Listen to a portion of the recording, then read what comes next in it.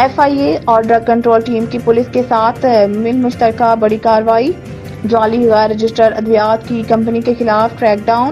قائد آباد کے علاقے گلشن بونیر میں مسجد اور مدرسہ کی آڑ میں جعلی فیکٹری میں موزے صحت اور سکون آور ادویات بنائی جاتی تھی۔ خفیہ اطلاع پر انٹیلیجنس کے ذریعے کارروائی کرتے ہوئے جعلی ادویات کی کمپنی میں چھاپہ مار کر کمپنی کے مالک عبدالوہاب، جو مسجد اور مدرسہ کا پیشہ امام ہے، اس سمیت 8 ملزمان کو گرفتار کر لیا۔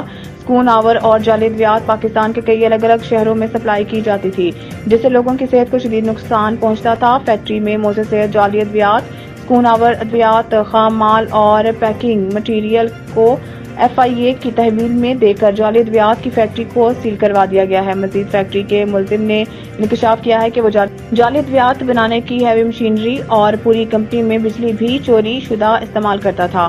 ملزمان کے خلاف غیر رجسٹرڈ ادویات بنانے کے ایکٹ کے تحت قانونی کارروائی عمل میں لائی گئی، جسے FIA کے حوالے کر دیا گیا۔ مزید تفتیش جاری ہے۔